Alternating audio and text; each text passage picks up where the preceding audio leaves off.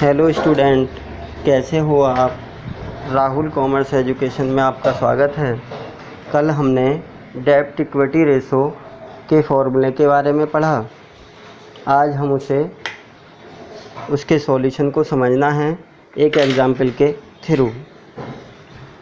Question दिया हुआ है, शेयर कैपिटल 3 लाख रुपए, reserve and surplus 50,000, long term borrowings 5 lakh, long term provision 2 lakh, current liabilities 50,000, non current assets 8 lakh, current assets 3 lakh.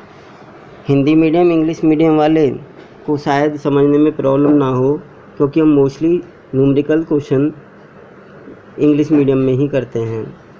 फिर भी समझाते हुए चलें कि ऋण क्षमता अनुपात जिसके बारे में हम कल पढ़ा था, उसे हमें एग्जाम्पल के थ्रू समझना है। शेयर कैपिटल अंश पूंजी दी हुई है 3 लाख रुपए, संचय एवं आधिक्य reserve and surplus 50,000, long term borrowings दीर्घकालीन ऋण 5 लाख, लॉन्ग टर्म प्रोविज़न दीर्घकालीन आयोजन 2 लाख, करंट लायबिलिटीज़ चालू दायित्व 50,000, नॉन करंट एसेट्स गैर चालू संपत्तियां 8 लाख, करंट एसेट्स 3 लाख। हमें निकालना क्या है? फाइंड आउट डेब्ट इक्विटी रेशो। हमें ऋण क्षमता अनुपात निकालना है और वर्किंग कैपिटल रेशो भी निकालना है। 2 चीज़ें हमें फाइंड आउट करनी है, डेब्ट इक्विटी रेशो ऋण क्षमता अनुपात और कार्यशील पूंजी अनुपात वर्किंग कैपिटल रेशो। कैसे कैसे सोल्व करेंगे?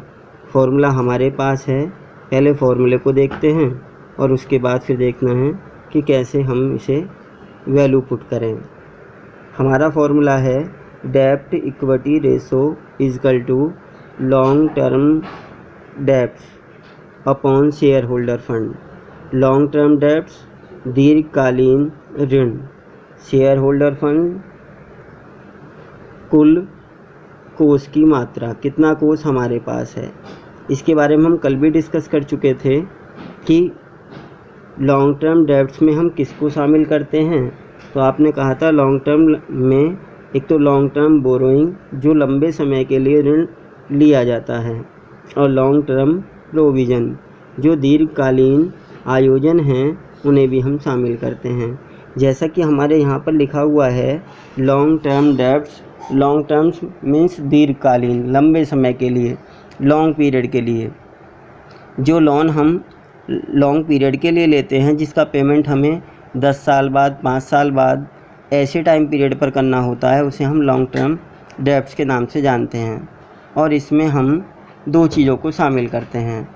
जैसे आपने कहा लॉन्ग टर्म बोरोइंग्स जो हमने उधार लिया हुआ है वह राशि, और लॉन्ग टर्म प्रोविज़न दीर्घकालीन आयोजन जो लंबे समय के लिए किए गए हैं।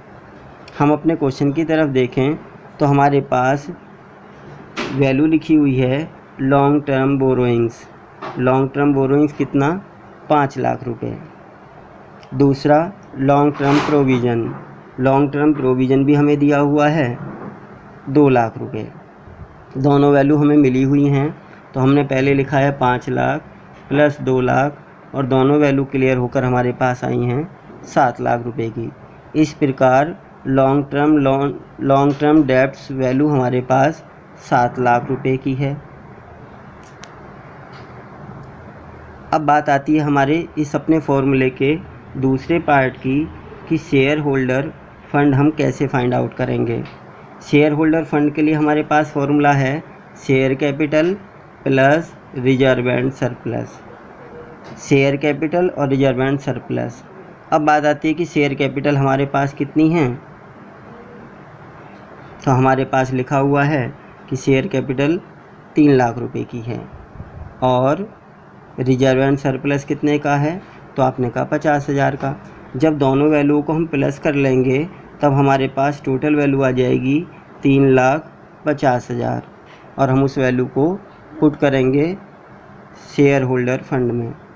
शेयर होल्डर फंड हमारे पास आ गया है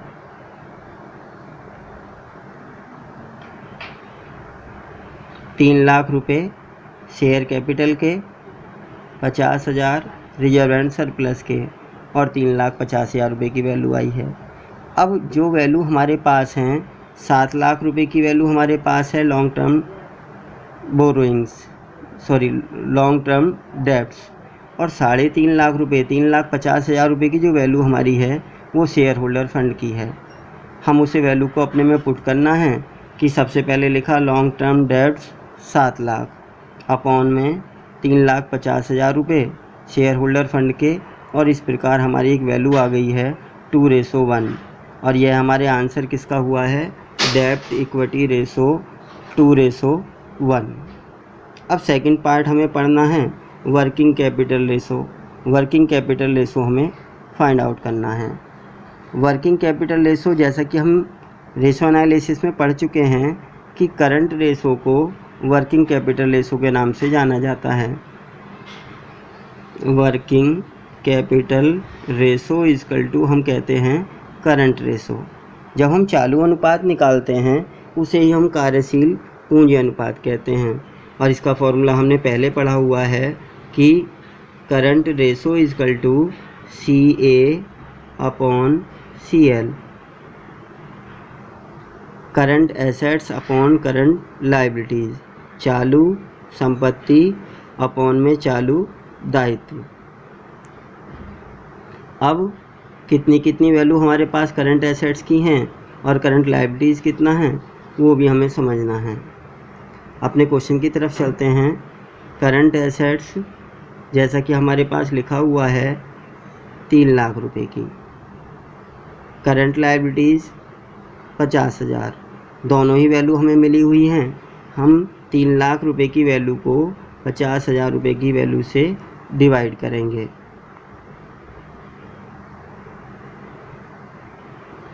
तीन लाख डिवाइडेड बाई 50,000 और रेशो हमारे पास आ गया है 6:1।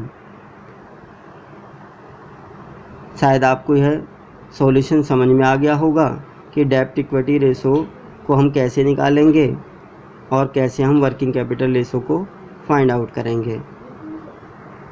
एक क्वेश्चन आपके लिए है जिसे हम खुद सोल्व करेंगे, और इसे सोल्व करके यदि कोई प्रॉब्लम होती है तो फिर उस पर डिस्कस भी करेंगे।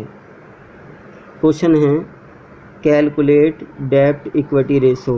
हमें डेब्ट इक्विटी रेशो ऋण क्षमता अनुपात निकालना है।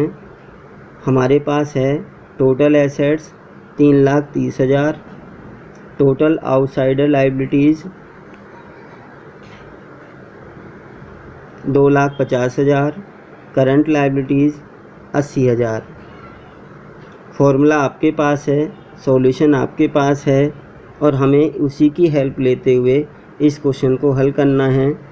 यदि कोई प्रॉब्लम होती है तो उस पर डिस्कस नेक्स्ट वीडियो में किया जाएगा। धन्यवाद। यदि आपको यह वीडियो अच्छी लगी हो तो ऐसी ही वीडियो आगे पाने के लिए चैनल को सब्सक्राइब करें, वीडियो को लाइक करें तथा अपने दोस्तों में ज़्यादा से ज़्यादा शेयर करें। धन्यवाद।